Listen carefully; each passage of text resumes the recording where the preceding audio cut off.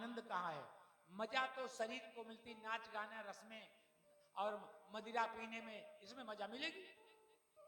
तो अब आप चाहते क्या हैं? मजा चाहते हैं कि सुख चाहते हैं कि आनंद चाहते हैं? और तुमको आनंद मिलेगा, और जब इसके ऊपर पहुंचोगे तो इसके बाद मिलेगा परमानंद। तो परमानंद किसको मिलता है? योगियों को, संतों को, महात्माओं को, फकीरों को, उनको परमानंद मिलता है। वो आनंद के ऊपर होते हैं। भागवत में आनंद मिलता है, ध्यान दीजिए।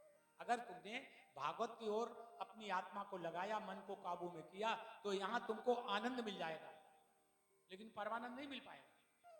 परमानंद तो जब मिलेगा जब तुम यहां भागवत को सुनकर के भागवतमय हो जाओ, तुमको सर्वत्र भागवत ही समझ में आवे और भागवत से बढ़कर के तुमको कुछ अच्छा ही नहीं लगे, तो समझ लेना कि तुम परमानंद को प्राप्त कर रहे हो। इतनी सूक्ष्म चीज है और इतना बड़ा सदग्रंथ, और तुम भटक रहे हो। अब देखो ना, सब आदमी दुनिया में गरीब है, हर आदमी दुखी है, कोई आदमी सुखी मिला ही नहीं। आज तक कोई आदमी ऐसा नहीं जिसने कहा कि मैं सुखी हूं। हाँ, एक बार जरूर है, कम से कम हो सकता है कि 20-25 साल हो गए, तो हम दुर्जनापुर में गंगा के किनारे कथा कर रहे थे, 10-5 आदमी बैठे हुए थे। तो एक बुढ़े वहां राजपूत थे, उनका नाम तो नहीं मुझे याद रहा था, बुढ़े थे, राजपूत थे। तो जब आए तो उनकी उम्र उसमें 90 साल की थी। तब जब कथा हमारी हुई तो कथा में वो बैठे, तो हमने इसे प्रश्न किया कि कोई किसी प्रकार का व्यक्ति दुखी है? तो हर आदमी नाट होगा, हाँ सब दुखी हैं। उन्होंने हाथ नहीं उठाया। तो हमने कहा बाबा आप क्या पूर्ण सुखी हैं? तो कहने हाँ, हाथ उठाया, कहने हम पूर्ण सुखी हैं। उस व्यक्ति ने कहा कि दुनिया में मुझे कोई दुख ही नहीं, आज तक कोई मुझे ना पहले मिला और ना तब उसके बाद मिला। किसी ने नहीं कहा कि मैं पूर्ण सुखी हूं, उन्होंने कहा कि मैं पूरा सुखी हूं। अब हमने उनको पास में बुलाया, आपको कैसे सुख मिला? तो उन्होंने अपनी कुछ कहानी हमको बताई और कहा कि पंडित शिव कुमार शास्त्री जी नदिया के बड़े विद्वान संत उनके यहाँ कथा करने आया करते थे। प्रतिवर्ष 85 साल की जब उम्र हो गई तो समाप्त हो गए थे, तो वो पंडित जी कथा सुनाने आते थे। तो कहने मैं उन पंडित जी की कथा सुनता हूँ और उनकी कथा में मैं डूब जाता हूँ, और कथा में जब सुनते सुनते मैं अपने को भूल जाता हूँ, तो मैं रात को जब सोता हूँ तो मुझे सारी कथा दिखाई पड़ती है, जो सुनता हूँ मुझे दिखाती है। तो रात दिन में कथा में डूबा रहता हूं, और घर में अगर मैं कहूं पानी लाओ तो हमको तत्काल पानी मिलता था। हमारी बहू बेटे बड़ी सेवा करते हैं। तो उन्होंने परिवार की स्थिति, घर की स्थिति, शरीर की स्थिति, मन की स्थिति, आत्मा की स्थिति सब कुछ बताई, तो कहा कि मैं बहुत सुखी हूं। अब बताओ, इस कथा को मैं बड़े बड़े संतों में बताता हूं, कहते वो कैसा व्यक्ति था जो इतना सुखी था? कोई दुखी कुछ मांगा ही नहीं कथा में, कोई वरदान की जरूरत नहीं, कहा मुझे कुछ नहीं चाहिए, मैं पूर्ण सुखी हूं, मुझे भगवान भागवत के दर्शन चाहिए और कथा सुनना चाहिए, बस। आप समझे ना मेरी बात को? ऐसे कथा सुनना चाहिए। आपके बीच में, आपके 2 किलोमीटर 3 किलोमीटर की दूरी पर वो गांव है गंगा के किनारे, जहां ऐसे भी व्यक्ति हुए, और ऐसे एक नहीं, ऐसे अनेक व्यक्ति गंगा के तट पर, नर्मदा के तट पर, यमुना के तट पर, सरस्वती के किनारे, पर्वतों में, गुफाओं में विद्यमान है, जिनको ये परमानंद का सुख प्राप्त है। अगर ये परमानंद का सुख मिल जाए तो रात दिन जो तुम परेशान रहते हो ना, काम तो तुम करते हो, परेशान भी रहते हो, शरीर भी सूख गया है, दुर्बल भी हो गए, देखने में गरीबी दिखाई पड़ती है, पढ़ाई लिखाई भी सब कुछ की है, लेकिन कुछ है ही नहीं, कहीं शांति है ही नहीं, अशांति ही जीवन चल रहा है, दुर्बल भी हो गए हो, कष्ट भी मिल रहा है, और फिर भी परेशान। ये क्या है? केवल मन को अगर काबू में कर लिया होता तो निश्चित तुम्हारे चारों तरफ भागवतमय, तुम भागवतमय हो जाते। क्यों? मन एव मनुष्याणाम कारणम बंध मोक्षयो। मन एव मनुष्याणाम कारणम बंध मोक्षयो। तुम कहते कि मैं बंधा हूं, कोई कहता मैं स्वतंत्र हूं, मैं सुखी हूं, मैं दुखी हूं, इन सब का कारण कौन? मन। मन है मन के अलावा कुछ नहीं। अगर तुम्हारे पास से इस शरीर से, इतने बड़े शरीर से अगर मन को निकाल करके अलग रख दिया जाए तो तुम कुछ हो ही नहीं। न तुमको भूख लगेगी, न तुमको प्यास लगेगी, न तुमको डर लगेगा, न तुमको अच्छा लगेगा, न तुमको बुरा, कुछ होगा ही नहीं। तुम निर्जीव जैसे होगे, जबकि शरीर में जीव होगा लेकिन तुम कुछ नहीं हो। ये सब काहे से प्रतीक लिखा है शास्त्र में, अनुकूल वेदनीयम सुखम और प्रतिकूल वेदनीयम दुखम। सुख और दुख है क्या, उसकी परिभाषा क्या है? अगर कोई वस्तु तुम्हारे मन को अच्छी लगे, तुम उसमें प्रसन्न हो जाओ, तुम्हारे अनुकूल हो, तुम्हारे हिसाब से चलती हो, तो वही सुख है। और अगर तुम्हारे प्रतिकूल हो जाए, बात चाहे जितनी अच्छी हो, लेकिन तुमको वो ना अच्छी लगे, तुम्हारे मन के प्रतिकूल हो, तुम्हारे मन को अच्छी न लगती हो, यही दुख है। बात आई ना समझ में? जो अच्छा लगे वो सुख, जो अच्छा न लगे, जिसमें कष्ट हो, वही दुख है। यही तो है ना। अच्छा, इसका अनुभव कौन करेगा सुख और दुख का? बताओ, मन को अलग कर दिया जाए तो क्या तुम जान पाओगे हम सुखी हैं कि दुखी हैं? अच्छा, जैसे बेहोश हो जाता है आदमी, इंजेक्शन लगा दिया गया, बेहोश हो गया, तो उसके मन ने काम करना बंद कर दिया। अब शरीर तो सब वैसे, आंखें, कान, नाक, सब कुछ है, लेकिन तुम जान ही नहीं पाते हो कि मैं जिंदा हूं कि मरा हूं, कि मुझे कोई गाली दे रहा है, कि मैं अच्छा हूं कि बुरा हूं, कुछ जान पाते हो? तब क्या किया जाता है? जब आदमी को ऑपरेशन होता है तो उसमें क्या वस्तु डाली जाती है?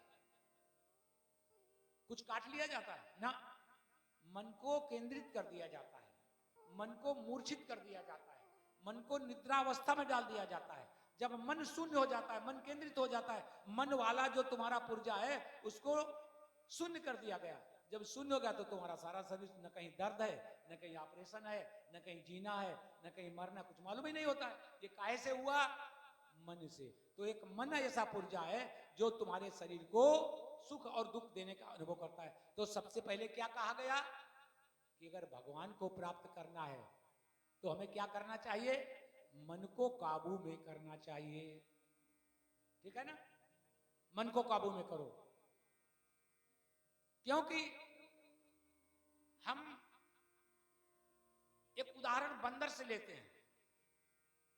एक गगरी में चना भरे हैं और गगरी का मुंह है छोटा, और बंदर ने देखा कि इसमें चना है तो उसने हाथ डाल दिया और मुट्ठी में चना भर लिए। तो जब चना भरे तो मुट्ठी हो गई बड़ी, और गगरी का मुंह छोटा था, पतला डाल दिया हाथ और मुट्ठी बांधी तो चौड़ा हो गया हाथ। अब जब निकालता तो हाथ निकल ही नहीं रहा। अब सोचे चना छोड़ देंगे तो चना चले जाएंगे, तो खाली रह जाएंगे, और अगर चना ले लेते हैं तो हाथ निकल नहीं रहा है। तो अब वो चना छोड़ नहीं रहा, क्योंकि उसको मोह है, उसको चने खाने हैं। तो अब उसका मन क्या सोचता है कि मैं पकड़ लिया गया। अब बंदर ने क्या सोचा, चना मुट्ठी में पकड़े और हाथ मुट्ठी बड़ी हो गई। अब हाथ उस गगरी से निकल नहीं रहा, छोटे से मोहड़े की गगरी से, तो वो चना का जो मुट्ठा है बड़ा है, तो हाथ फंस गया। अब गगरी से हाथ नहीं निकल रहा है, तो बंदर क्या सोचता है कि मुझे पकड़ लिया। अब वो पकड़े बैठा, लेकिन सोचा कोई आदमी डंडा लिए आ रहा है, ये भी मारेगा, तो डर गया, चना छोड़ दिए, हाथ निकल आया, भाग गया। तो क्या हुआ, जब तक वो स्वयं पकड़े रहा तब तक तो बंधन था, क्योंकि मन को पता था कि मैं बंधा हूं, और जब छोड़ दिया तो अपने आप निकल गया। तो यही मन के ऊपर आधारित हुआ कि मन जब तक सोच रहा कि मैं बंधा हूं तब तक बंधा रहा, छोड़ दिया तो कहा मैं अब तो मैं छूट गया हूं, तो निकल के भाग गया। छोड़ा किसने? तुम्हारे मन ने। तुम्हारे मन ने ही उस चने को पकड़ा था और तुम्हारे मन ने ही उस चने को छोड़ दिया तो निकल गए। यही संसार की गति है। तुम सब पकड़े बैठे हो कि ये मेरा है, मेरा घर है, मेरी भैंस है, मेरा परिवार है, मेरा पति है, मेरे बच्चे हैं, मेरा ये सारा संसार है, ये मेरा है, मेरा है। तो मेरा के करते करते इतना लगाव हो गया कि जब बीमार हुए तो हमने अपनी दवा नहीं कराई, भैंस की दवा करा रहे कि ये ठीक हो जाए जल्दी, 70,000 की। बच्चे की दवा करा रहे हैं, ये बच्चा ठीक हो जाए, हमारा क्या होगा, हम तो बुजुर्ग हो गए। तो तुम जितने जवान हो उतने बच्चा जवान है, क्योंकि मन तो वैसे ही रहेगा, मन कभी बूढ़ा होगा नहीं। तुम्हारा शरीर बूढ़ा हो गया है, तो जैसे तुम कीमती आज हो ऐसे 50 साल पहले थे। बच्चे की कीमत आज उतनी है और वो 50 साल बाद मन की कीमत उतनी रहेगी। तो तुमने अपनी कीमत घटा दी और गाय बैल भैंस घर परिवार मकान इसकी व्यवस्था करने लगे, तो धीरे धीरे सूख के दुबले पतले हो गए, रोगी हो गए, कमजोर हो गए, ठठरियां निकल आई और अंत समय में वृद्ध होकर के चले गए। और अभी तुम बुढ़े नहीं हुए थे, बुढ़े तो कभी हो ही नहीं सकते हो तुम। ये अगर ज्ञान हो जाए तो तुम कभी मर ही नहीं सकते, कभी मृत्यु ही नहीं होगी। बस यही भागवत है। भागवत में कभी मृत्यु नहीं होती है। भागवत को सुनने वाला कभी मरता नहीं, भागवत में कभी मृत्यु होती नहीं, इसलिए तो ये अमर कथा कही जाती है। और जिसने अमर कथा को सुन लिया उसकी कभी मृत्यु नहीं होती है। भगवान शंकर ने अमर कथा सुनी, आज तक वैसे ही है। और जिसने कथा नहीं सुनी, संसार में मृत्यु होती रहती है। अब वो अमर कथा किसने किसने सुनी ये बात अलग की है, ये किसको प्राप्त हो जाए। और ये भागवत क्या है ये ध्यान दीजिए। ये भागवत के विषय में मैं जो तारीफ कर रहा हूं, जो प्रशंसा कर रहा हूं, ये कुछ नहीं है, बहुत इससे कीमत है भागवत की। यदि इहास्ति तद अन्यत्र, यन्नेहास्ति न कुत्रचित। इहास्ति माने यहां, जो भागवत में है, इस पोथी में है, वही चीज सारे संसार में है। और अगर इस भागवत में नहीं है तो वो संसार में वो वस्तु है ही नहीं। इसका मतलब क्या हुआ कि भागवत में सब कुछ है। इसका मतलब हुआ कि भागवत में सारा ज्ञान है, सारे सब्जेक्ट हैं, सारी विद्याएं हैं, सारे लाभ हैं, सब कुछ संसार में। उसको और मोटे तरीके से कह लीजिए, यत पिंडे तत् ब्रह्मांडे। जो पिंड में है वही ब्रह्मांड में है। और ब्रह्मांड कितना बड़ा है, एक ब्रह्मांड की सीमा नहीं।